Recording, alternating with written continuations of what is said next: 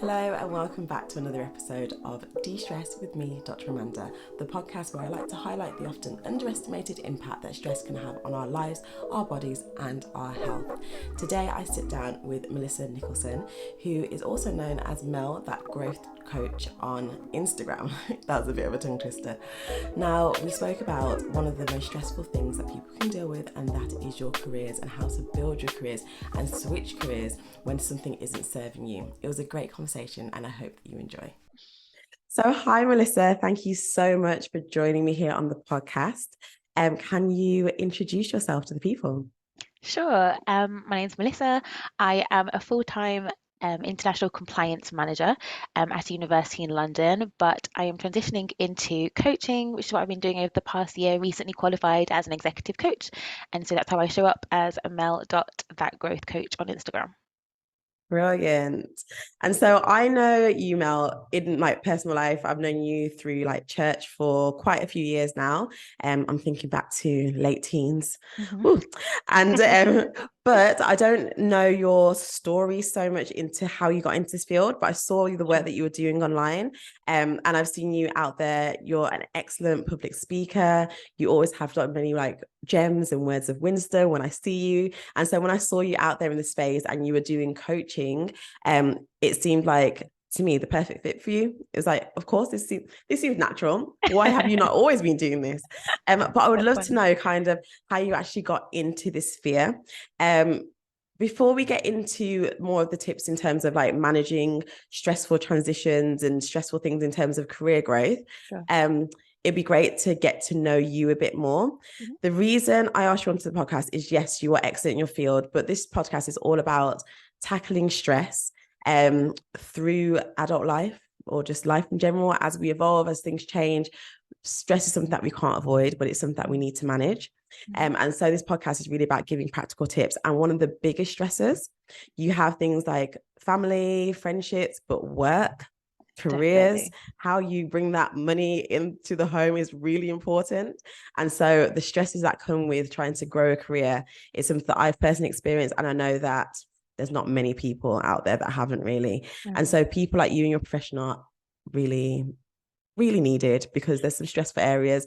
And a lot of what you share online in terms of like how to word things in the email, how to negotiate things, all that kind of stuff, um, is excellent. Especially a lot of my listeners are women. Mhm. And there's like the women pay gap. There's women that don't get what they need, don't know how to word themselves, apologize too much. And so I'm really excited to get into that conversation. And so that's why you were on the podcast. And I hope Thanks for everybody having me. listens to the end. Um, but yeah, tell us, how did you get into this field of work? Sure. The one that you're transitioning into, but just your whole your story. Tell me. Yeah, sure. So thanks for having me. I'm really glad to be here and very much appreciate the work that you're doing. De-stressing is super important. And my story really began with a desire to work in the international space. And so I have I think the pattern or the trend within my career journey has very much been transitions and being comfortable with transitioning and not being afraid of it, which I have found that many of my clients and just friends generally find the prospect of having a career is something that you have for life, which is quite antiquated, something that our parents' Mhm. generation had. When my granddad worked like in a canning factory post Windrush and he was just there for like his whole career. That was the Mhm. story. But jobs don't reward you in the same way that they used to for your commitment to them. And so actually it's much better to career hop. And so I learned that quite early on. I started out with a desire to be a secondary English teacher. I worked in Honduras, taking a gap year after university. Prior to university, Oh, for one lovely. year in Central America, teaching at an Adventist bilingual school, had the best time. Mhm. And while I was there, my first transition happened. I had applied to do an international relations degree at Birmingham University, and then ended up transitioning into education and English language and literature for my degree because I really found like a passion in working with young people. Okay. So Mhm. that was how it initially began the transitioning, not being Mhm. afraid of that switch and realizing that actually it's not as hard as you think. Mentally, there's this barrier of what's going to happen, what people are going to say. But actually, once you do it, you realize that no one's really watching, they're just here supporting you on your Yeah. journey. And so after Honduras, I went to university, did my undergraduate, and then went on to do my teaching qualification in the UK. Loved the kids, so many stories to tell. Hmm. Teachers, like they love Yeah. the kids, generally speaking. Behavior management can be a struggle, but I had worked with young people through church and in Hmm. pathfinding. And so being a younger teacher as well and looking quite young, they were always kind of had quite a Yeah. good rapport with me. What I did struggle with was the staff room. And so at lunch times and at break times, you would just hear teachers complaining and whining. And after Hmm. about 3 years of qualifying, I Hmm. just found myself being like, I don't want to be in a place that is this negative, but also the burden of marking and assessment, especially with the government at the time, was quite burdensome on Yeah. English and maths core subjects. Hmm. Um, and I had a sixth form class at the time, and they were all writing their personal statements. And as I was like helping them proofreading theirs, I was like, Yeah. hold on, I want to go back to university. I actually, Oh, I no want to go back. way. Yeah. And Uh-huh. so, kind of midterm, I decided let me have a look into my master's and exploring Hmm. how I can go back into this international space because the original plan was to go back and do teaching in the international context. Okay. And so I was like, well, maybe I'll just go back into my master's and then I can jump into whatever's next. Um, and so my students found that hilarious because in their brains, you don't kind of do this stop start thing. But I felt quite happy to be an example of the fact that it is Hmm. possible and for them to learn that lesson quite early on. Yeah, Um, that's excellent. I had a teacher doing that, and also you shared it with them that you were doing that mhm, as well. That's yeah. amazing because those little things, I think, as you get older, sometimes little things you don't think were relevant at the time, they come back to you when you need it. So that's really Mhm. nice for your students. Okay. Yep. So it was quite a surprise as well because teaching is a profession. And so, Hmm. similar to being a policeman or a social worker, you have this qualification that you just have for life. You can, I guess, do, if you wanted to go back into it, you can maybe do like a course just to kind of brush up on your skills, but you have Hmm. that certification for life. And so that helped my parents when I told them that I was leaving a profession. They were like, what's going to happen now? But one thing that I decided to do in preparing for this transition, which I often share with my clients, is doing a lot of research. And I found that LinkedIn is such a great space to Hmm. learn about how other people got into their jobs and where they are, and kind of helping remove some of the anxiety around the transition process for you. And so you can have a look at what skills you've got, what skills they've got, and how you can acquire those skills to get to where you Okay. want to be. Hmm. And so I had a look on LinkedIn. I looked at people who maybe had similar backgrounds and did transitioning as I wanted to. And I realized that all of them had a master's degree. I'd had considered jumping straight from teaching into the space, but I didn't Hmm. want to take a drop too far in my salary and just kind of be too junior when I had come from working with classes of 30 kids, having a lot of autonomy in the classroom. When you transition, oftentimes there's this situation where you can find yourself in a more junior position than you Yeah. came from. And that can be really Hmm. hard emotionally and quite stressful because you don't know how to redress or to handle the dynamics of the workplace because you feel that you've come from an expertise, but now you've Yeah. kind of had to drop in that. And that can be something that can be stress Hmm. inducing. From there, I went on to do my master's, had a great time. I knew that my master's was about networking. If I was going to pay this much money, I wasn't just there to get a piece of paper. And so Hmm. I networked, I made friends that I'm still friends with now. And through one of those friendships, I just happened to be in like the common room space when someone mentioned there was a grad scheme for a prestigious consultancy in London. Oh, And so amazing. this guy, a friend of mine, was applying. I was like, oh, why not? I'll apply too. And so it was a really large organization and had been in the international development field for a long time. And I just took a chance on myself and just thought, if he Yeah. can do it, I can do it. And so, again, just like sharing stories, talking to other Hmm. people can also be a way to help your transition rather than doing it alone. Talk to other people, get to know them, support their journey as they support yours. And Hmm. so, very quickly, I went across into this organization, started as a graduate, and then got itchy feet. I was told that I had a lot of confidence in a kind of like a criticism kind of way. Oh, It was like, oh, confidence you're is very good, I thought. confident. Yeah, me too. But it was interesting to see the rapport that I had with kind of female colleagues. And so I think there's a Hmm. lesson in here for women who when we get to leadership positions, do we kind of put a ladder down to those who are trying to grow in their careers, Hmm. or do we kind of feel like there's only room for one at the top? And I do think there was a little bit of a sense that my manager at the time just didn't really know how to manage all that I could bring to the table because I wasn't a Okay. graduate really. I had come from a full career. I had Hmm. worked with 30 kids, last period on a Friday, and I knew Yeah, how to yeah. You handle could them. handle yourself. And so, because of that, it really kind of gave me a little bit of fire underneath me to like, you know what, I'm Hmm. going to move forward. Um, and I felt stuck. I tried different things, like maybe just keeping my head down, and then Hmm. maybe I'll be able to move forward. Or maybe I have to just search on LinkedIn and Indeed and spend hours stressing and fretting. And then one day I was like praying about it, and I just had this sense of like just being still.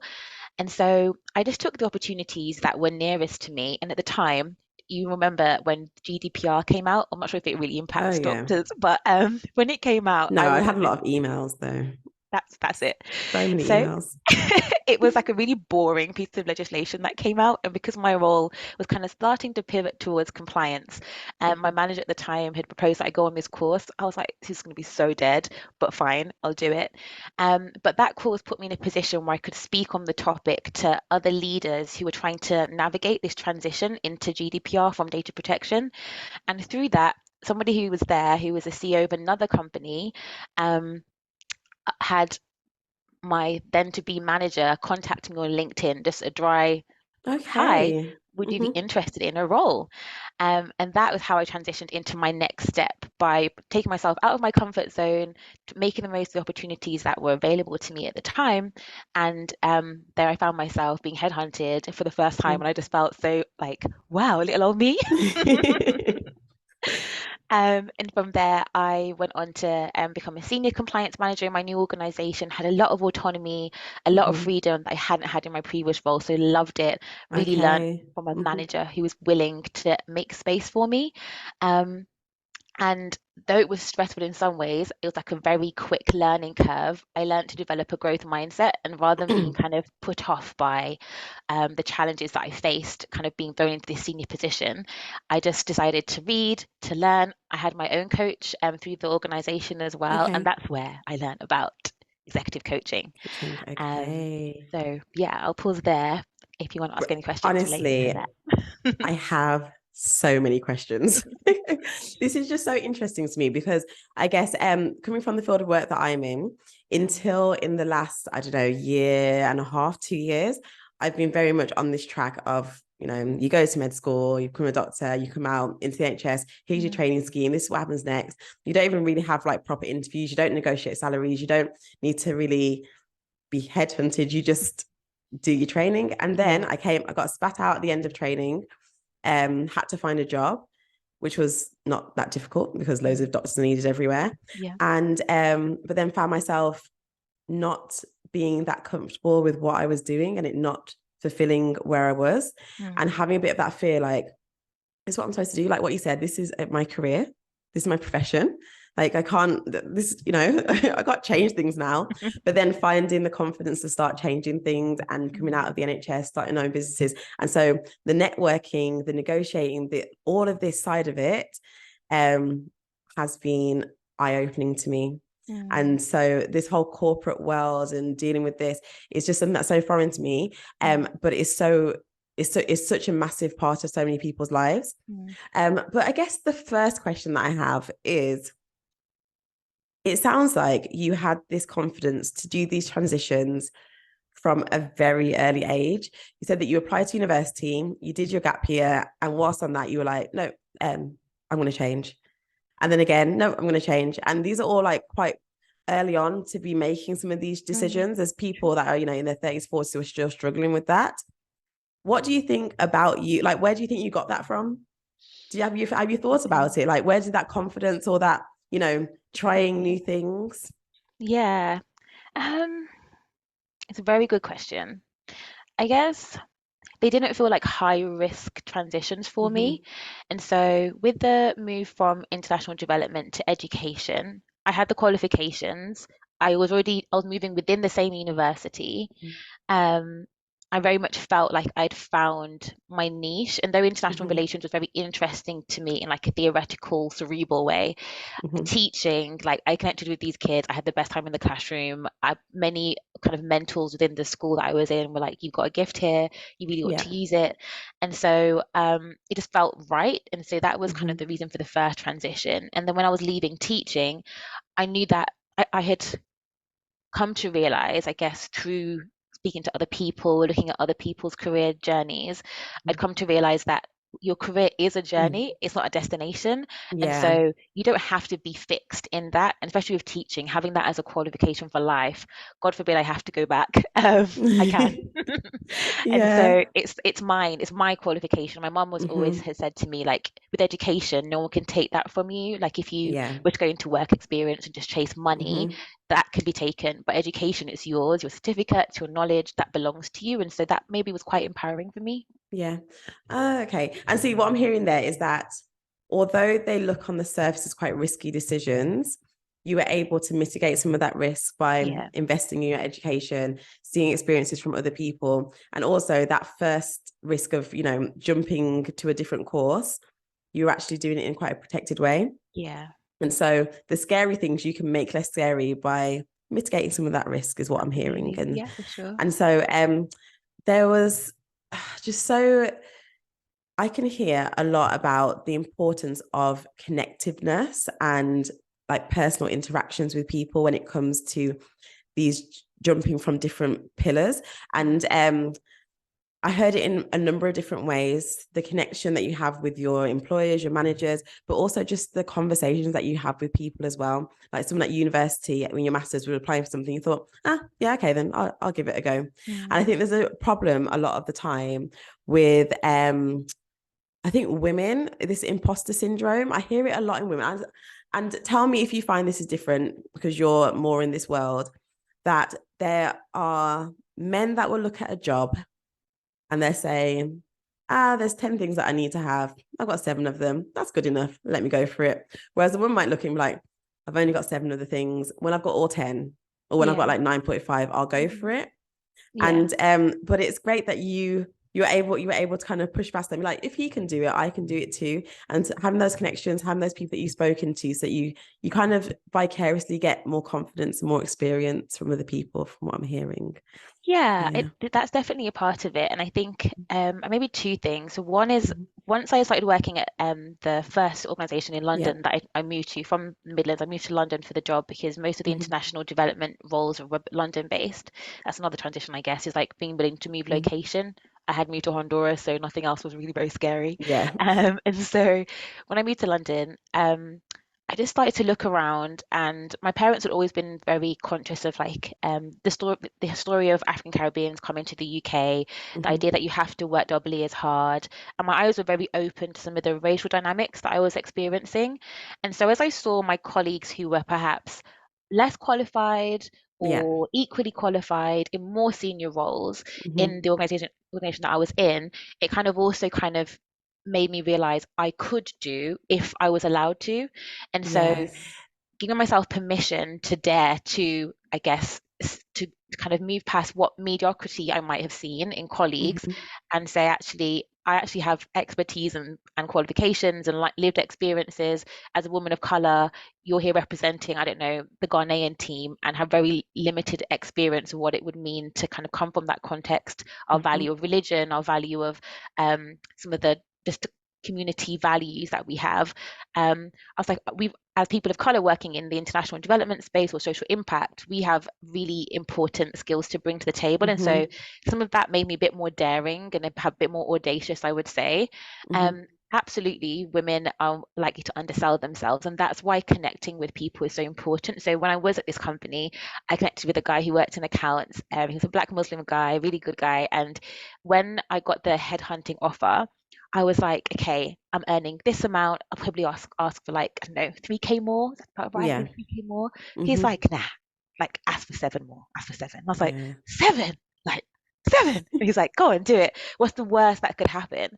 And so I was Hmm. like, wow, this feels like that was the riskiest thing I'd ever done, was just kind of Hmm. to be brazen enough to kind of Yeah. ask this for the qualifications that I had and experience that I Mm-hmm. had, and to realize that I had something to offer. They had come and found me, and therefore they were really Yes. interested. And Mm-hmm. so if it was going to be a no negotiation, then so be it. Let me aim high.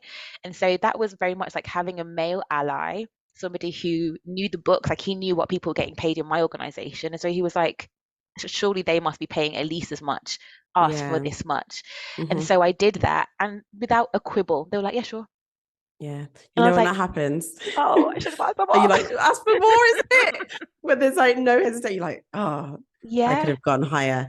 But absolutely. that's the thing, isn't it? I think sometimes although in a lot of areas it's great to have people that look like you helping you, and people of the same race, of the same background, of the same gender as you, but a lot of the time branching out and making those connections with other people can serve you so well. Yeah. I remember when I was going through this transition into not just this very stereotypical or traditional GP route, I was looking at getting another job, and I found a mentor who actually I found we have loads in common and we're quite good friends now. And we Mm. went for a little hike the other day, actually. Nice. But he's an Asian man, Mm. um, different religion, like just literally on paper, we have nothing in common. He's Mm. also a bit older than me, but working with him, I said that I want to go back to GP, but I don't want to do it the way that I did it before. So I'm thinking about just leaving altogether. And he's like, okay, no, why don't you instead? Let's write down what you want. So I wrote down what I wanted, and he goes, okay, that's fine. Then he formats it into an email. He goes, just send this email to this practice. Here's 3 practices, just send it to them and tell them, like, you're only willing to see this many patients, these are the hours you want to work, this is what you expect, like everything. And I was like, they're not going to reply to this. He goes, give it a go. I was like, okay, then. I sent it and I've got a job now. So from that email. Wow, And wow. it's just having that like I would never have had the confidence. I didn't think, I didn't feel like things were negotiable in the Mm. NHS, but they Mhm. absolutely are. And it's just speaking to people from other walks of life that have Mhm. other experiences to you that can help you with this.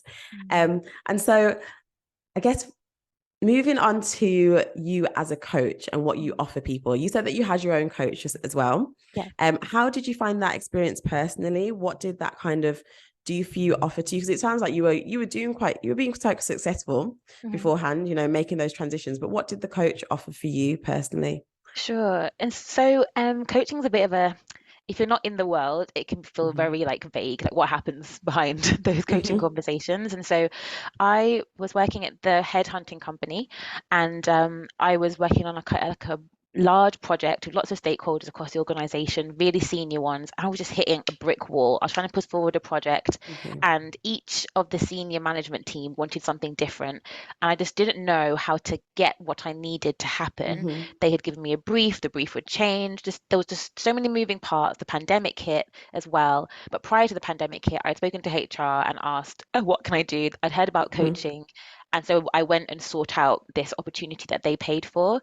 And so I would have a session with him once every 3 to 4 weeks so that I could Mm-hmm. talk to him about the issue, have some time to work on the things that we discussed, and then come back and get feedback on it. And so I was mind blown because I come from teaching, which is very didactic. It's very telling the kids what to do. Whereas in this space, I needed to work with stakeholders who I couldn't tell what to do. I needed to bring Yes. them alongside me Mm-hmm. and kind of paint a vision for what I wanted. Mm-hmm. But then that vision had to speak to their different needs. So some of them were very detail oriented. Some of them wanted a high level overview and wanted just to be kept informed. Some of them wanted Mm-hmm. to be deep in the details, wanted to know how it affected their team, why, wherefore, all of that. And so I had to learn to speak each of these different languages. And my coach Yeah. was able to help me understand where my emotions were and how to Mm-hmm. kind of handle those about the situation, but then very practically what it was that I wanted and how I was going to go about achieving that, and broke a very big problem down into manageable chunks. And it wasn't him telling me what to do. He kind of proposed some frameworks, some ideas, but it's very much led by the client. And Yeah. so you're able to then determine, commit, ask for accountability if you want it. So he could like say, okay, it's Wednesday, you asked me to check in on how far Mm-hmm. you'd proceeded in making this document to share with the stakeholders. So he could do things like that because I was also quite independent from the wider organizations. I didn't really have Mm-hmm. people to bounce ideas off at the same level. Um, and so by the end of it, I was just like, whoa, this is Yeah. incredible. Like, how did you get me from A to B? And like, what magic is this? I want to learn. Hmm. And so I actually asked that company to pay for my training, but then the pandemic hit and business wasn't so great. Okay. And I ended up moving to another organization Hmm. at the end of the pandemic. Again, very audacious. It was like a head of role. Hmm. My manager at the previous company was a head of, and I was like, love you, you're wonderful, but unless you pass away, I'm not going to get that job. And he Yeah, was like, he's going yeah. to be there for life. Great guy, really good manager. Hmm. So he was like, absolutely, it's time for you to move on. All the best with whatever you choose to do. And so like I applied for this head of role. It's prestigious university. Was like, Hmm. God, if you give me this, it's absolutely all you, because who am I? I was a teacher like a couple of years ago. Who am I to be like head Yeah. of international compliance? And so Hmm. I dared to do it and I got the job. Mind blown, Amazing. loved it. I was just like, okay, now I'm here. I Hmm. really enjoy it, but I've got lessons I want to teach other people about this Hmm. process of transitioning, taking risks, believing in yourself, also Hmm. trusting that you've got something of value to offer, and that you don't have to stay where you're not comfortable, where you're stressed, where it's not Yeah. working like you did, Hmm. realizing that there are alternatives and being Hmm. confident enough to take that on. Oh, amazing. That just well done, first of all. Well done for taking the lead. Well done for stepping out in faith. And congratulations on this Thank excellent you. role that you're in. Um, now I what you said as well about the benefits of having a coach, especially when you're in a role where you're working quite isolated, where there isn't people to bounce ideas off. Mm, That's very much the space that I work in, mm, very autonomous, very by yourself. And so when you're trying to navigate things, it's like, is this a good idea? Is what mhm, I'm doing okay? And having someone that's dedicated to you mhm, sounds great. I haven't gone into, I had a coaching session once at the start of this journey. And then I ended up going into therapy and getting a mentor. I feel like the mm, combination of them was a bit like coaching. mhm. um, but I think coaching itself as well is definitely something that I need to look into as I go through this next transition of life. Mm, Um, but I want to know, so now you as a coach, mhm. what are you finding? Can you give me like the top three things that you find your clients have the most struggled with or get the most stress with? Yeah, Are there some like common areas? definitely. Um, so I I'm not specifically only working with people of color, but I Mm-hmm. have ran since I've been in international development an organization at one point, but now just a network called the Ready Collective, so Racial Equity, Diversity and Inclusion Collective. And Mm-hmm. so it's a LinkedIn platform of over 400 members at different levels in their career. And we kind of run these monthly booster calls to talk about where we're at, where we're going. It's not so much Mm-hmm. career focused, but it does touch on some of the glass ceilings that you kind of hit up Yeah. against. And for lots of people, they find that they're allowed to go so far and no further. And what are the things they can do to perhaps find favor, speak the right language, Mm-hmm. adjust, understanding the different socio-cultural and economic backgrounds people come from, and so just their lack of exposure to certain ways of navigating the corporate world. Like Mm-hmm. if from a working class background, there's some things that you may not know. You might not have the social capital to be able Yeah. to speak the language that allows your managers to hear, I'm dealing with a competent, well-educated Mm-hmm. individual, because they had their biases, and so we talk about that. But then, kind of for everyone, allies, people of color, there's just Mm-hmm. uncertainty around your career and your career direction. And so lots of individuals struggle with defining their career goals and direction Mm-hmm. outside of the organization. And so it takes a certain personality to say, I want to have my own career goals, not to be dictated to by an Yeah. organization. But I think the millennials and Gen Z are a bit more towards that. Like they Mm-hmm. have their own agenda within an organization, and for that reason, they might become discontented quite quickly and want to move on. But what are you moving on to? Are you driven Yeah. by money? Are you driven by autonomy? Are you Mm-hmm. driven by financial independence? Like, what is it that you're seeking? And so, having those conversations, kind of thrashing that out, is really helpful with a coach. Balancing work and personal life is another thing. So, I've worked with a few Mm-hmm. clients who are a little older, their kids are at a different stage and they're just really struggling to make time for Yeah. themselves amongst it all and to kind of find out what they actually want. They've been doing the Mm-hmm. career because it paid the bills, but now they're like, hold on, my kids are going to university. Maybe I could Yes. do something different. Okay. And so I can see how a lot of people resonate with those issues. Mm, Um, So in terms of, let's start with what you just said then. So trying to balance that whole life work balance, making sure that you're still serving yourself. Mhm. What are some of the, and also what you said before as well about finding where your career goals are, what are your own goals and not the ones that have been set for you? Mhm. Is there a place that you often start with clients with trying to answer those questions for themselves? Because in your story, I heard a lot of self-awareness that you have. Mhm. So a lot of self-awareness in like, okay, this isn't serving me right now. Where am I moving to next? Yeah. This is the goal that I have. How am I going to achieve it? Mhm. But how do you get your clients to get on that journey? Is there a starting point? Yeah, so coaching is all about questions again because it's not you telling the client what to do, it's the client Mm-hmm. discovering for themselves. And so I tend to start, which is not a requirement of coaching, but I tend to start with gratitude and for clients just to take a moment at the beginning of each session to acknowledge what is going well and to Mm-hmm. celebrate themselves where they're at and to realize that they are enough in that moment. And so anything else is now building on that, it's reshaping and giving them control over Mm-hmm. potentially what they want their future to be. So there are different models. One's called the Grow model, one's called the Stepper model. And so the Stepper one, for example, is an acronym for the subject. So you ask the client what it is that they want to focus on for a given session or what it is that they Mm-hmm. want to change.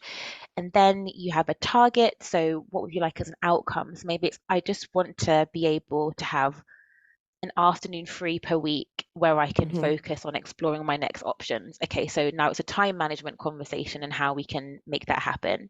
And then it's asking what choices do they have available? So that's P for perception.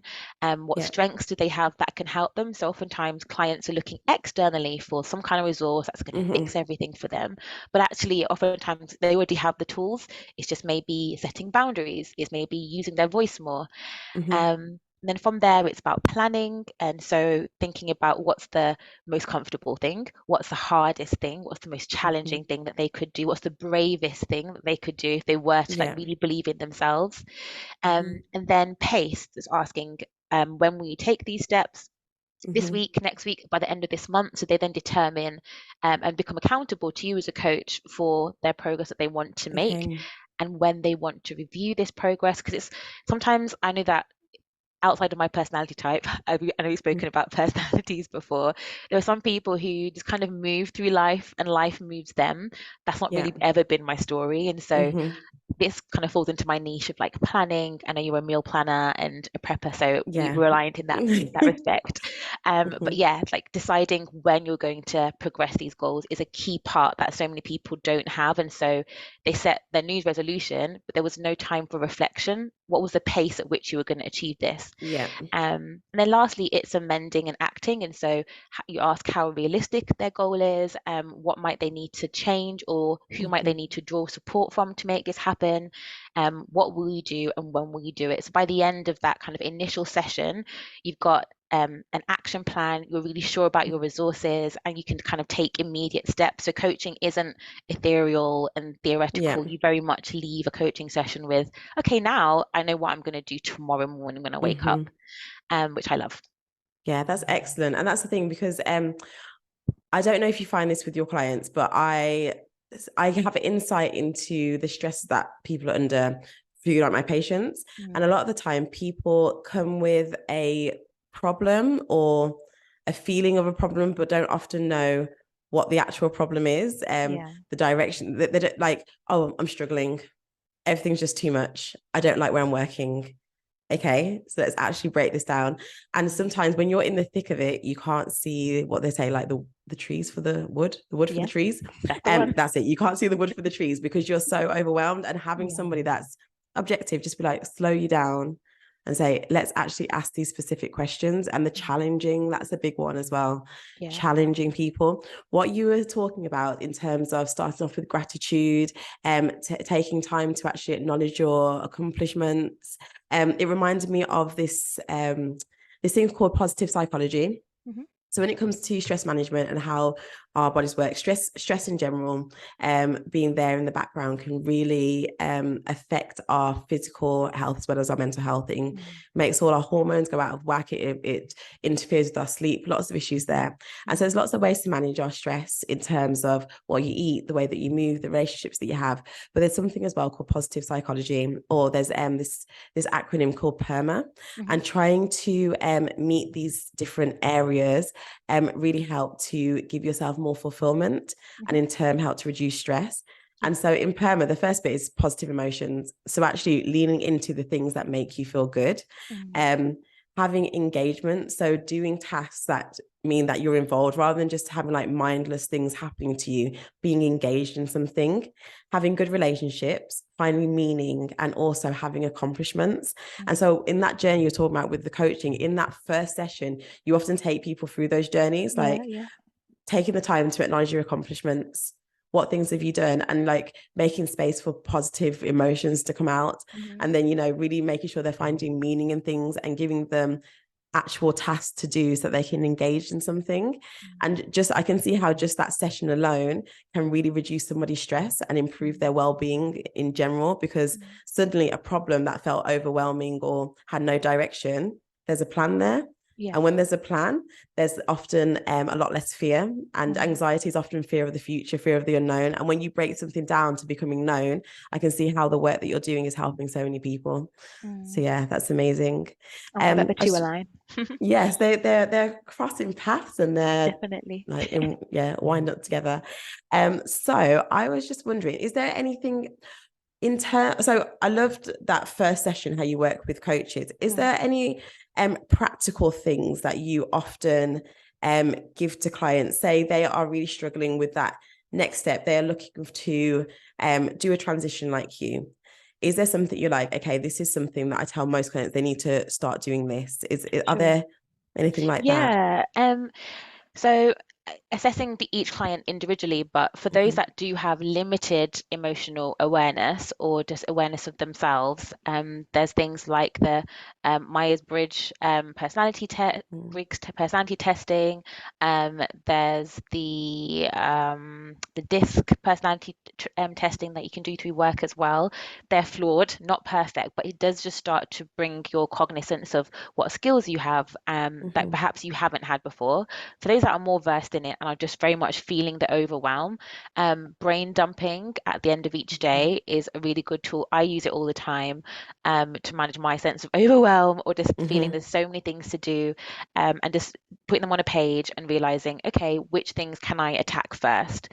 Um, Also, kind of harnessing the growth mindset through journaling. And so, once you've expressed the challenges that you're facing, how do we reframe them as opportunities? So, sometimes in Mm-hmm. my journal, I'll write out the things that are wrong and then I'll rub out each line and reframe it, because we do have the power to reframe Mm-hmm. stories. And so, I think this is where my English teaching kind of comes in sometimes, Yeah. is narrative and the stories. And so, I don't know, lots of women have gone through breakups, right? And so, what's the Mm-hmm. story that we tell ourselves about the breakup? What's the story we tell ourselves about the job rejection? So, there's one Mm-hmm. story that could say, like, he didn't love me, I'm worthless, right? Yeah. Or we can frame it as like, it lasted as long as it needed to, and now the door's open for me to find the right person for me. Mm-hmm. Or in the job, that door closed so that I can find the right door. It's just every kind of rejection is a redirection kind of thing. Mm-hmm. And so we get to take own that story. And so I can do exercises sometimes that are very narrative and it's story writing. This Mm-hmm. situation happened to you. How do you frame that in a positive light? What are the lessons that you can take from it? And so some of the growth mindset practices that you might be familiar with would Yeah. be included there. Um, Learning from failure is a really big thing, Mm-hmm. and kind of seeing these failures as an opportunity to really like look for the lessons, like why did Yeah. that project not work out? Was it Mm-hmm. me? What could I change? And taking a sense of responsibility. And so rather than looking at other people, which oftentimes we're Mm-hmm. so prone to do, it's like, if Yeah. only he would do this, if only she would do that. Yeah. We have Yeah. that all the time. Is that it's like, Mm-hmm. okay, I am a change agent, I am a catalyst. What can I Mm-hmm. own? And how can I control the controllables, and the things that I can't control, how do I just let go of them and allow people to do what they're going to do? because we can only control so much. And I think a lot of stress comes from wanting to have control over lots of things and then Yeah. not having it, and then the overwhelm, and then we just kind of, some people freeze and do nothing, Hmm. people shut down. And so Yeah. it's kind of catching people right there. So those are some of the tools that I use with clients. Excellent. The brain dumping is one of my favorite things. I'm a serial overthinker, and just having that, just taking a lot of that weight that's on your mind and taking it off Yeah. out of your mind and putting it on paper. I find that really useful. So that's an excellent tip. And also a lot of what you're talking, it's amazing how so many of these different spaces kind of um start to cross over with each other.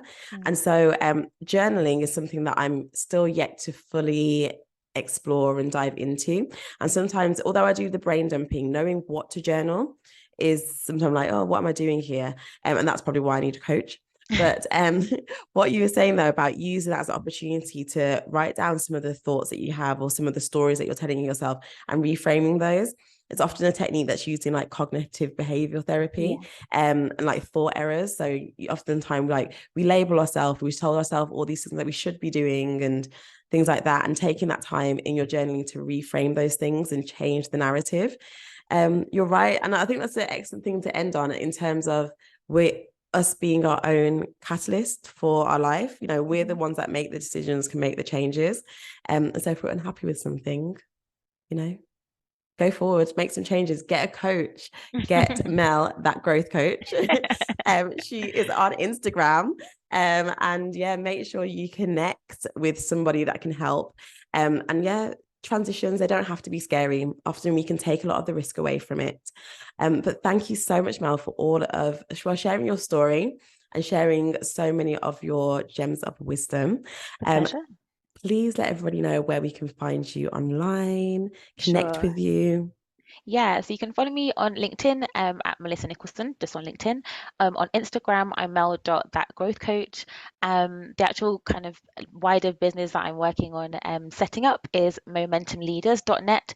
So don't watch the website yet. We're in progress at the moment. Mhm. But yeah, that's where you can find me. And we're kind of building a community of people who do want to move forward in their careers, do want to grow and have this kind of long-term vision of transitioning from where they are to where they want to be, or within an organization. It's different to life coaching. It's very much Mhm. towards your career, and that does impact other parts of your life for sure. We spend so much time at work, and so I'm very passionate Mhm. about making that area of our lives to be a place where we can thrive and feel fulfilled. Brilliant. So I will link all of those things in the show notes or in the description box down below. Thank you, Mel, again for coming on. Pleasure. And guys, I hope you enjoyed this episode and I hope you got to all the way to the end. If you did enjoy it, please make sure that you subscribe. You can find this podcast on Apple and Spotify under De-Stress with Dr. Amanda and on YouTube at Life with Dr. Amanda. Please comment, share. Lots of people need to hear this conversation. So I will